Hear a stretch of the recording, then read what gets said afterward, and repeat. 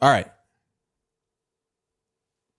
As I said in the title, some people are saying we on the brink of World War III. Is it 3 or 4? We ain't had the third one yet, so it's 3, right? I'm sorry. Sometimes I'm kind of slow, but y'all know what I'm trying to say. Some of y'all saying we on the brink of war, and I watched this video yesterday. I'm sure you've seen it, but we have to have a discussion about it. We have to talk about it because it was absolutely insane. I don't think I've ever seen anything like this before in my life, especially not in the Oval Office. I ain't never seen nothing like this in my entire life. And I'm not going to lie. I was thoroughly entertained by it. I was. But at the same time, I was very conflicted by it. Now, what am I talking about? I'm talking about the exchange between Zelensky, Trump, and Vice President J.D. Vance. That was an insane exchange, right? Let me play this clip real fast, just because there's some people in the room who have not seen it. And then I have some additional clips that I want to talk about. And then we'll also get to the conversation what you guys were asking in the comments, the Gaza AI Trump video. We'll talk about all of that right now. All right, let's start here. Can I ask you? Sure. Yeah? Yeah. Okay. So he occupied our parts, big parts of Ukraine, part of East and Crimea. So he occupied it on 2014.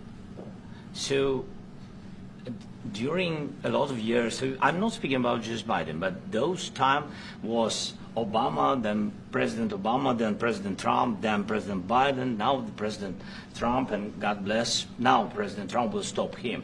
But during 2014, nobody stopped him. He just occupied and took. He killed people. You know? How's the audio? Is it too low? If it's too low, let me know. Make it bigger. Okay, hold on. That's an accurate comment. I will oblige with that comment.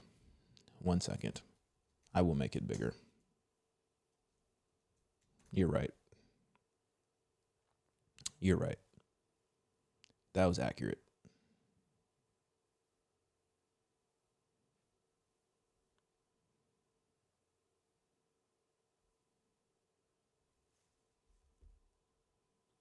He broken this ceasefire. He killed our people, and he didn't exchange prisoners. We signed the exchange of prisoners, but he didn't do it.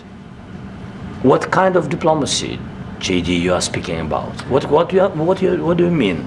I'm talking about the kind of diplomacy that's going to end the destruction of your country. Yes, but if you Mr. President, with respect, I think it's disrespectful for you to come into the Oval Office and try to litigate this in front of the American media. Right now, you guys are going around and forcing conscripts to the front lines because you have manpower problems. You should be thanking the president for trying to bring an end to this conflict. Have you ever been to Ukraine that you say what problems we have?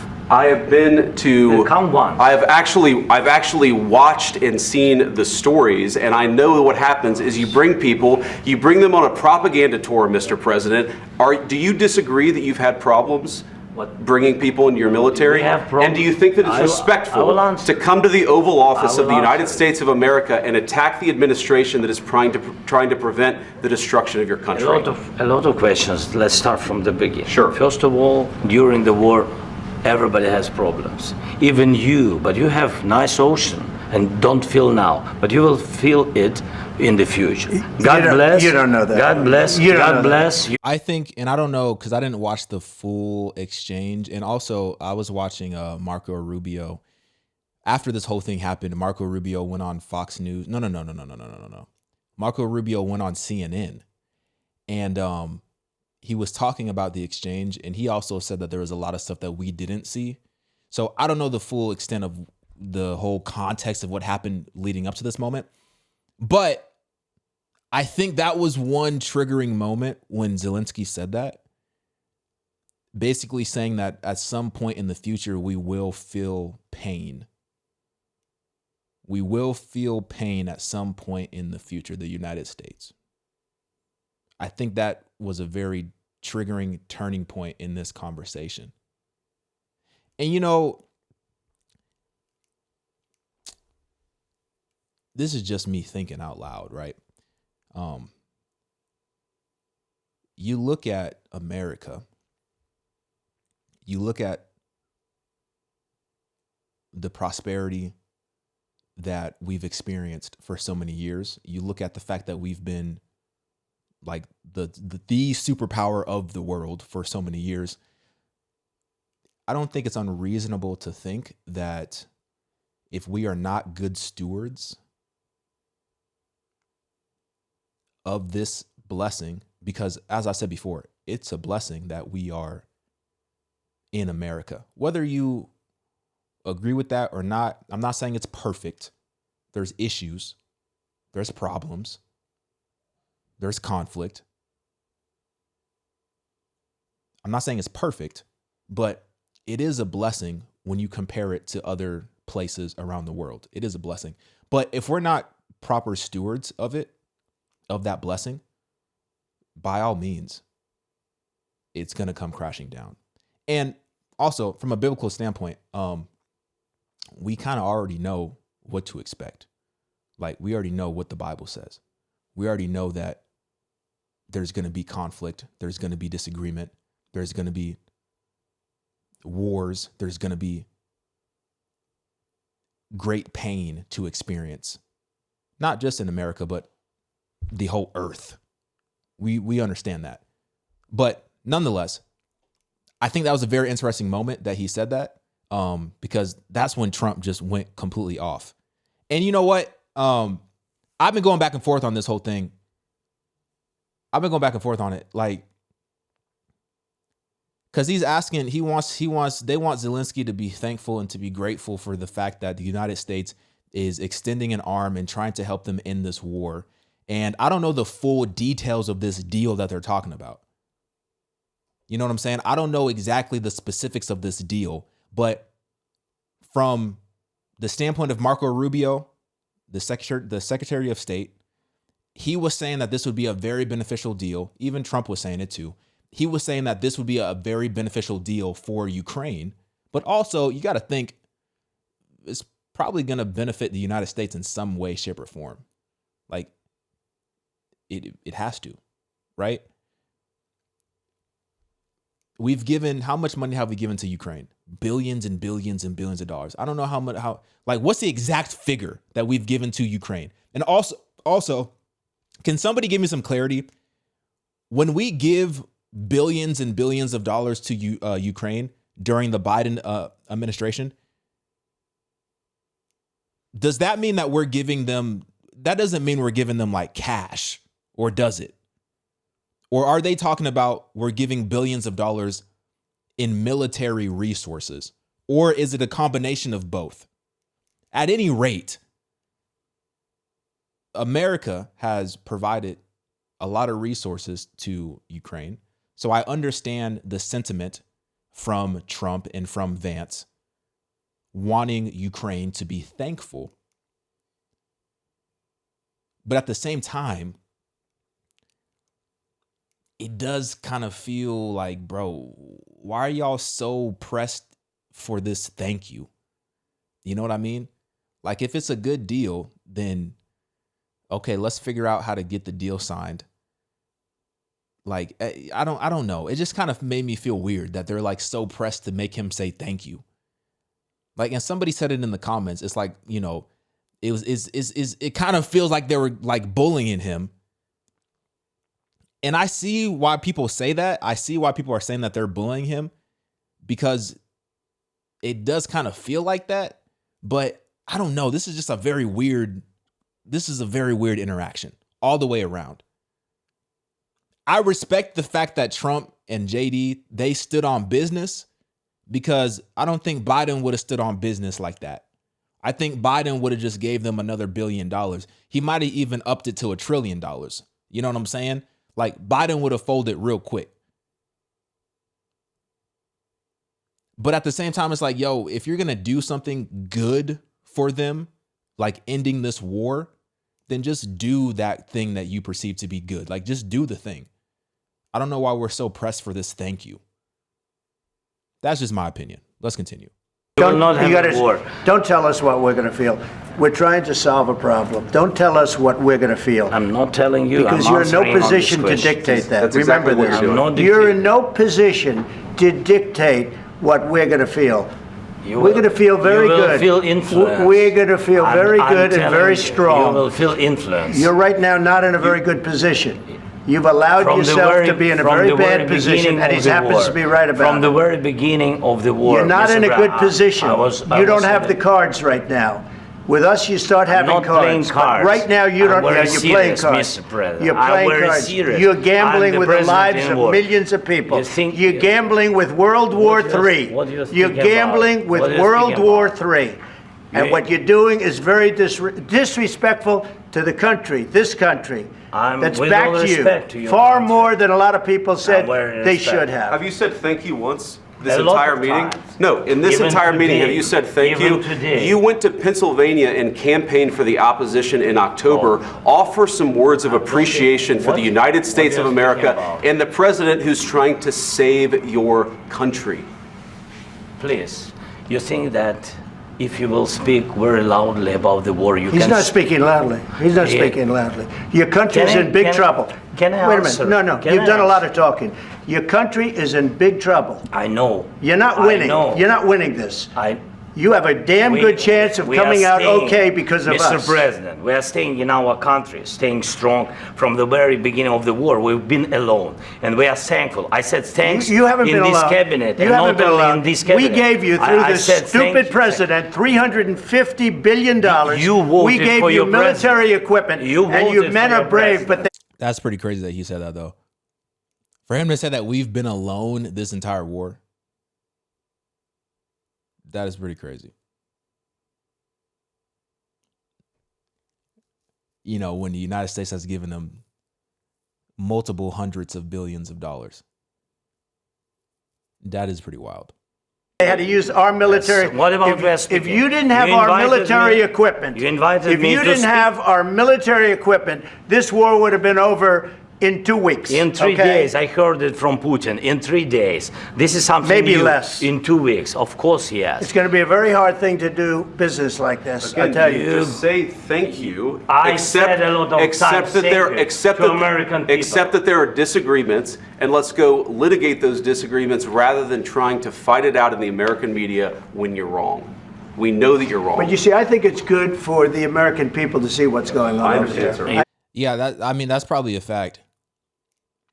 That's probably correct.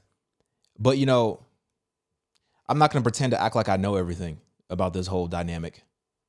You know what I'm saying? Like, some people will sit here and act like they know everything about the whole dynamic, like as if they sat in these meetings themselves. Like, I'm not in the meeting. I don't know the full conversation. I don't know the full negotiation. I don't know the full deal. I don't know the full terms of the deal itself. Right? And and to get even more stoogey, I don't even completely understand why we're involved to the capacity that we were involved in it in the first place. I'm not even really sure. You know what I'm saying? Like, I don't even know how we got involved this deep in the first place. If somebody could help explain that to me, that would be incredible. And that could really help me deal with this stooginess that I'm currently facing. You know what I mean? But I'm just saying, I'm just looking at it. And this is just me talking from like a Christian perspective, right? Because these are, you know, JD Vance was just on the news talking about the gospel. Trump is saying that he's a Christian. I'm just saying from that perspective, it's like, the communication does look a little strange. You know what I mean? If you're going to do the deal, then do the deal and get it done. But if he doesn't want to do the deal, then okay, don't do the deal. But I don't know if it really had to turn into this whole thing. This is kind of like a reality TV show. It feels like an episode of The Apprentice. You know what I mean? It just turned into something that was way bigger than I think it had to be from a drama standpoint. But anyway, let's continue. I think it's very important. That's why I kept this going so long. You have to be thankful. You don't have the cards. Thankful. You're buried there. Your people are dying. I can tell you You're running low on soldiers. Listen, please, you're running Mr. low President. on soldiers. It would be a damn good thing. Mr. And then you tell us, I don't want a ceasefire. I don't want a ceasefire. I want to go and I want this. Look, if you could get a ceasefire right now, I tell you, you take it so the bullets stop flying and your men stop getting killed. Of course, we want to stop the war. But you're saying you don't want a ceasefire. But I said to you, I want a ceasefire. With guarantees. Because you'll get a ceasefire faster than an agreement. Ask our people about ceasefire, what they think. That wasn't with me. For you what, that wasn't with me. That was with a guy named Biden, who was not a smart person. That was with Obama. It was your president. Excuse me. That was with Obama, who gave you sheets, and I gave you javelins. Yes. I gave you the javelins to take out all those tanks. Obama gave you sheets. In fact, the statement is Obama gave sheets and Trump gave javelins. You got to be more thankful. Let me tell you something. Trump loved himself some Trump. He loved himself some Trump. I'm just saying. Obama gave sheets. Trump gave javelins. He loved himself some Trump. This is very interesting, though, because just imagine this. And this goes for, whatever communication, whatever negotiations that they have with other countries and whatnot. Like, if this is how it looks like in front of the cameras, my brain... My stoogey brain can only imagine what it looks like behind the cameras. I feel like this is like a tamed version of it. You know what I mean? Because let me tell you, you don't have the cards. With us, you have the cards. But without us, you don't have any cards. One more question to Mr. Vice President. I'm sorry, here. It'll be a tough deal to make. Because the attitudes have to change. What if Russia breaks ceasefire? What if Russia breaks peace talks? What do we do then? I understand that it's a heated conversation right now. What are you saying? She's asking, what if Russia breaks the ceasefire? What if anything? What if a bomb drops on your head right now? Okay? What if I'm not going to lie. That was hilarious. When I first heard that, I literally laughed out loud. they broke it? I don't know. They broke it with Biden because Biden, they didn't respect him. They didn't respect Obama. They respect me. Let me tell you, Putin went through a hell of a lot with me. He went through a phony witch hunt where they used him and Russia. Russia. You ever hear of that deal? That was a phony Hunter Biden, Joe Biden scam. Hillary Clinton, Shifty Adam Schiff. It was a Democrat scam. And he had to go through that. And he did go through it. We didn't end up in a war. And he went through it. He was accused of all that stuff. He had nothing to do with it. It came out of Hunter Biden's bathroom. It came out of Hunter Biden's bedroom. It was disgusting. And then they said, oh, the laptop from hell was made by Russia. The 51 agents. The whole thing was a scam. And he had to put up with that. He was being accused of all that stuff. All I can say is this. He might have broken deals with Obama and Bush, and he might have broken them with Biden. He did, maybe he didn't. I don't know what happened, but he didn't break them with me. He wants to make a deal. I don't know if you can make a deal. The problem is I've empowered you to be a tough guy, and I don't think you'd be a tough guy without the United States, and your people are very brave, but you're either going to make a deal or we're out, and if we're out, you'll fight it out. I don't think it's going to be pretty, but you'll fight it out.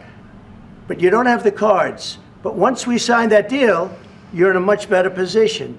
But you're not acting at all thankful. And that's not a nice thing. I'll be honest, that's not a nice thing. What's the deal exactly? What is the deal? What is the deal?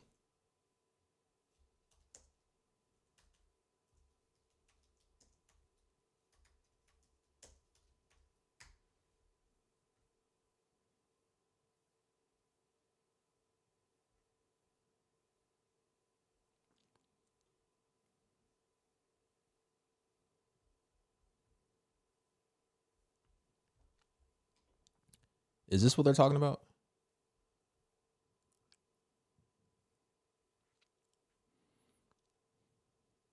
What are the terms of the deal? The preliminary agreement What is that word? Envisages? What? Yo, somebody help me. Elliot, please help me. Bro, you got a whole master's degree, dog. I just need a little tiny slither of it. Just give me a slither of the you know what I'm saying? Just a slither. I barely made it out of high school. I just need a little bit of it. Just help me, please. It says that an investment fund will be set up for Ukraine's reconstruction, and Washington would manage the fund on equal terms. According to the deal, Ukraine will contribute 50% of future proceeds from state-owned mineral resources, oil and gas, to the fund, and the fund will then invest to promote the safety, security, and prosperity of Ukraine.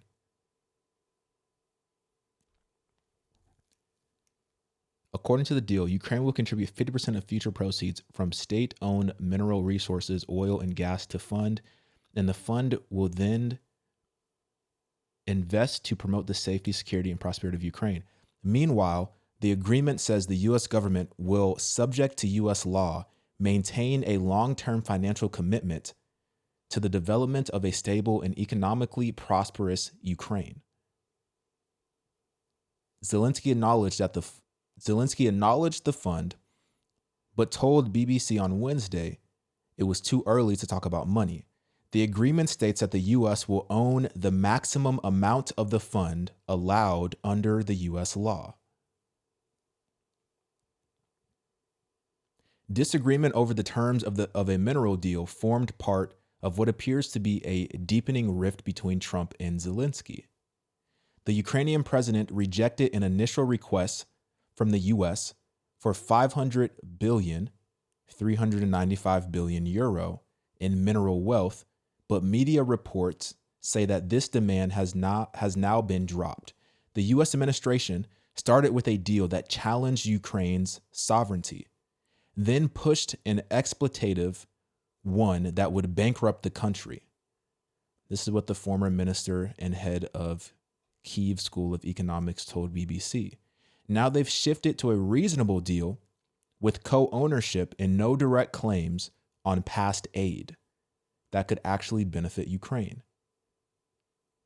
On Tuesday, Trump said the U.S. had given Ukraine between $300 billion and $350 billion in aid and wanted to get that money back through a deal.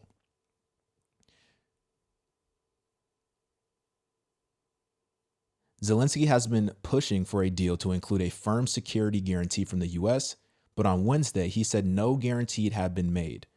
I wanted to have a sentence on security guarantees for Ukraine, and it's important that there is, the Ukrainian leader explained.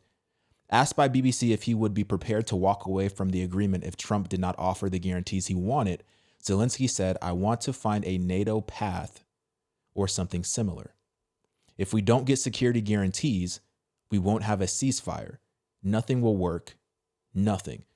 So, listen, and once again, I don't even know if this is BBC.com. Who knows what you can trust from a media standpoint? I don't know. It sounds like there's some terms in the deal that Zelensky isn't comfortable with. And it sounds like Zelensky potentially believes that the deal ultimately is not going to end the war, but essentially it's going to put money in our pockets while at the same time keeping them in the war. I don't know if that's true or not. This is just what I'm taking from reading this article. It says he said Ukraine would not sign the deal until Zelensky and Trump agree on security guarantees and decide how to tie this preliminary agreement to the U.S. security guarantee. Trump said on Wednesday that the U.S. would not provide security guarantees beyond very much, adding that responsibility for this would now fall to Europe. Yeah, because if we provide security guarantees, then that could potentially end up costing even more money that would eat into the potential profit that the U.S. would receive from the deal. So the more security guarantees that the U.S. provides, the less they're going to see on the back end from the deal.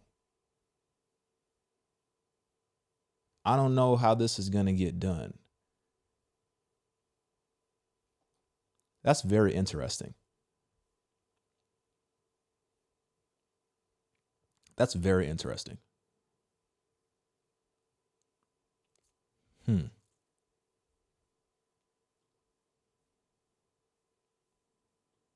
I don't know if he needs an apology. He needs Zelensky to recognize the position that he's in. Which to you is what? We're their patron. We're their best hope for the killing to stop and for them to emerge from this sovereign and prosperous. And we're also their best hope as a business partner. I mean, all Zelensky had to do today was put on a tie, show up, smile, say thank you, sign the papers, and have lunch. That's it. And he couldn't do that. And this followed 10 days of being difficult in private and now 1 day of being stupid in public. This did not have to go down this way. Okay. And however you feel about why it started, why it's going on, who's right and who's wrong, we can help them in this and come out okay on the other side, and he's making it hard. Now, first of all, I can't believe I'm about to say this, but I actually agree with Scott. And everything that he said was basically right. Wow. I know, I'm going to get killed on social media for admitting that, but so be it. And the fact is that it doesn't matter whether Vice President Vance planned it or just took the opportunity to bait Zelensky. Zelensky took the bait, okay? Yep. And he shouldn't have. He made a mistake.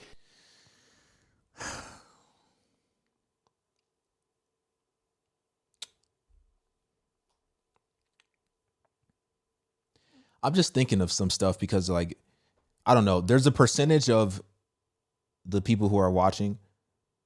There's a percentage of y'all who want me to always have this, like, ultra conservative viewpoint on stuff. And I recognize that. But I'm just thinking, like, I get it. Trump is a deal maker. Trump is a businessman. And he's a pretty cutthroat businessman at that. Like, this dude is pretty ruthless when it comes to business. I get it. And he's America first, as he should be. He's the president. But at the same time, like, I think if he really wanted to get a deal done, he would get the deal done from Trump's standpoint. If he wanted to get the deal done, he would get the deal done. And if he wants to end the war, I think he could figure out a way to end that war. Now, is that going to be the most advantageous for the United States? From a monetary standpoint, it might not be.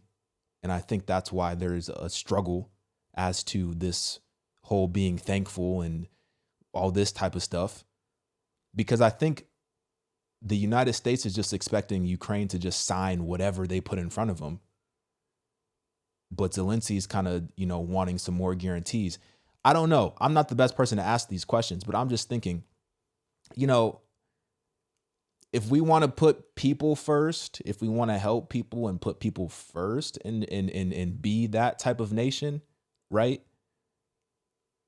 I can think of some deals that weren't necessarily fair that were made throughout scriptures for the benefit of people. But like I said, I don't know. It's just, I don't know. I don't know what I don't know. And there's a lot of details about this whole situation that I just don't know. I don't know why we're involved in the first place to that capacity. I don't know how we got in a position where we gave them hundreds of billions of dollars and there's still actively a war going on after hundreds of billions of dollars. Like, I don't know. I don't know. And I think it does kind of go back to like the point of like being a peacemaker. Sometimes you got to sacrifice a little bit of the upside in order to make peace. And that's where like the ultra conservative people in the chat aren't going to like that. But, if the goal is peace, if the goal is unity, sometimes you have to sacrifice a little bit in order to achieve that goal of peace and unity. That's just my initial reaction. But it would be interesting to have the actual like specifics of the deal line by line to actually see what the US is asking for, and then to actually see what Ukraine is asking for, and then compare where they're off and where they're lacking.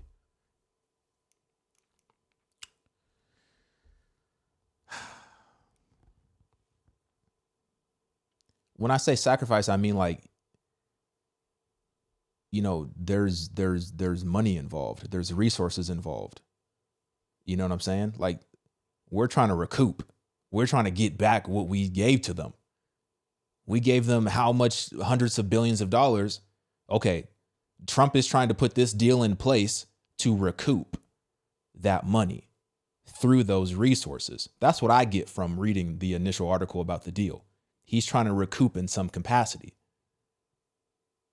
right? And maybe he's trying to recoup and actually profit off of that deal in some capacity.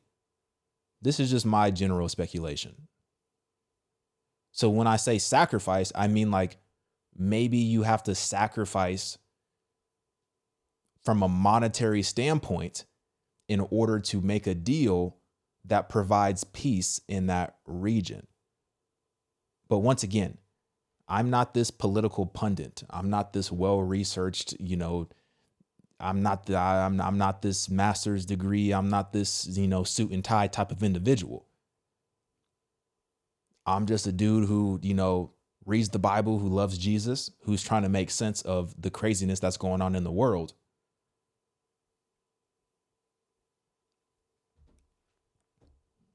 That's my thoughts. That's my thoughts. Okay, real quick, let's go to this video. Let me see if I can find it. This Trump Gaza video.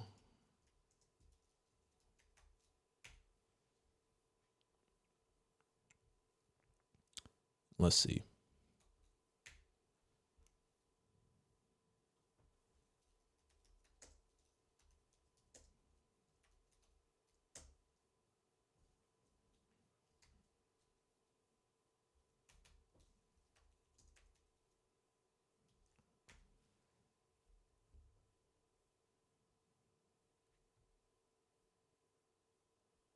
Did Fox report on it?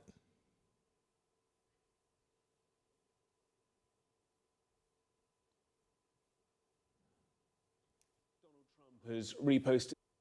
Let me see. Donald Trump has reposted this on Truth Social, showing his AI vision for the future of Gaza. Tunnels coming to set you free, bringing the light for all to see. No more tunnels, no more fear. Trump Gaza is Yo, what the heck is that? What was that? finally here. Trump Gaza shining bright. Yo. The golden the golden idol of Trump's head on a balloon is kind of wild. I'm not going to lie to you. Golden future, a brand new life. Feast and dance, the deal is done. Trump Gaza, number one. Trump Gaza, shining bright. Golden future.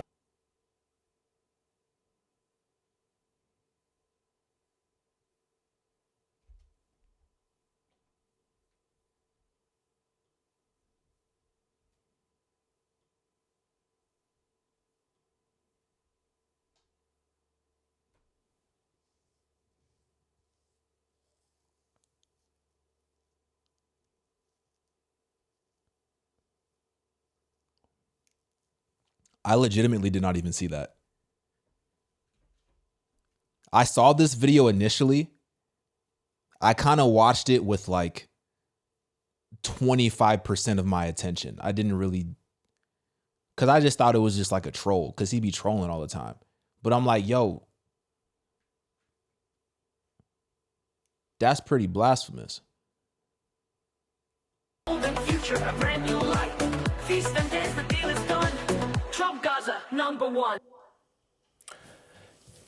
I want to know what they think about it. Hard to really know what to say. That's what I'm saying. It's hard to really know what to say. Because what the heck is that? I mean, it's extraordinary, isn't it? I mean, he's selling an idea, and he's doing it in a way that attracts the maximum of attention. And here we are, Gareth, we're actually talking about it. But it's essentially it's a glossy brochure for his idea, his solution to the conflict in Gaza. He's going to turn it, and he sketched out this idea a couple of weeks ago. He's going to turn it, he says, into the Riviera on the Mediterranean. It's a demolition site, he says. He's going to level it. He's going to clear it out. He's going to resettle 2.3 million Palestinians in neighboring countries. He says that this is what he is planning to do. And here we are. He's visualizing it for us. Redevelopment is the solution in Trump's mind for the problems in Gaza. There are all sorts of problems with this. Start with the fact that it flies in the face of international law, that it would constitute, in the minds of many, ethnic cleansing. But here we are. He has felt the compulsion to have this video made. I mean, that's a glitzy production. He's put it out there. And he says, look, that's the solution. This is what I can do. It's, though, not a brownfield site in New York City, is it? This is flying in the face of everything that the United States has tried to achieve over the course of decades of a two-state solution, which is... Hold on. I'll say this because I was looking at the comments. Going back to the Ukraine stuff for a moment. I just think about this. This is kind of the business of the U.S. Like, the business of the U.S. just historically, it's kind of been like, oh, so-and-so needs help. So-and-so country needs help. Something's going on over wherever it is. Something's going on, right? Something's going on overseas. So-and-so needs help. The U.S. is coming to save the day, right? We're gonna help you. But it's not just like we're gonna help. It's like, yo, what can we get out of helping y'all? You know what I'm saying? What can we get out of helping y'all? That's kind of been like the business of the U.S. What can we get out of helping y'all? And that's where I'm kind of saying, like, I don't really care about being politically correct because I don't fall on either side. So I don't have a problem upsetting either side because I'm not with either side. But it's like, at a certain point, do we want to help these other nations because we genuinely want to help them? Or is it because we see an opportunity in doing so? And historically, we've seen opportunities that would be beneficial for us, and that's why we step in to help. You know what I'm saying? Anywho, y'all could be upset if you want to. Still, technically, US government policy. It flies in the face of everything that regional partners and allies say wouldn't work. And then, almost in the middle of the night, post this without any comment as well, just punts out this AI video that shows Elon Musk eating hummus and throwing cash in the air. I mean, that is one of the features of the video, isn't it? You've got a selection of older white men enjoying this Riviera on the Mediterranean. Trump, who spends much of his time in this video embossed in gold. You've got the Israeli Prime Minister Benjamin Netanyahu by the pool drinking cocktails, and Elon Musk spraying cash around. I mean, it is an extraordinary video. A lot of people are going to find it offensive, right? I mean, but I think... I honestly don't know what to make of it. Did he comment on it?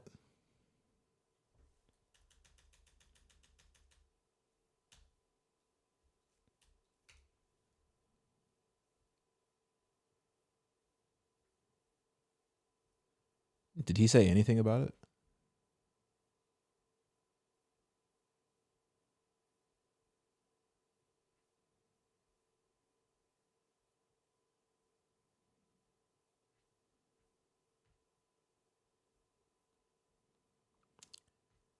I can't find where he said anything about it. Did Fox News comment about it? Trump Gaza video, Fox.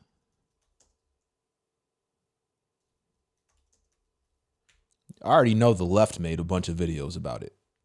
But did Fox talk about it?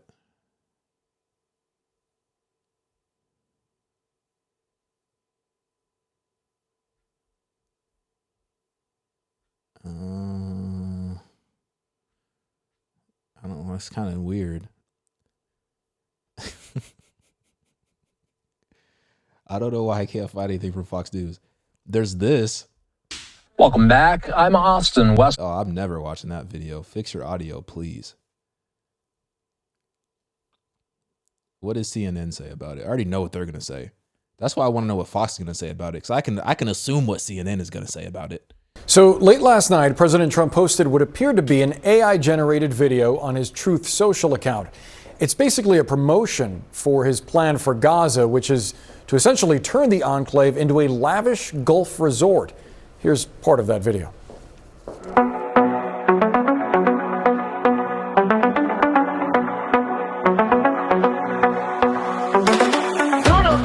Kevin, thanks so much for being with us. What did you make of this video?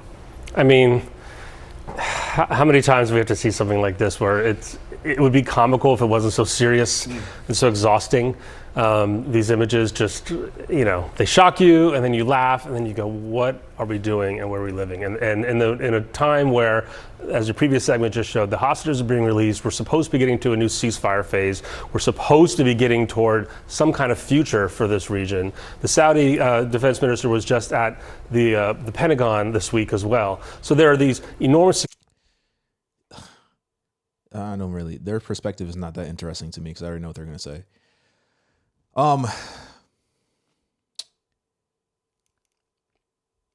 You like it? He said his suit is clean. You like his suit? Let's go to the super chats. I think I'm a little bit behind.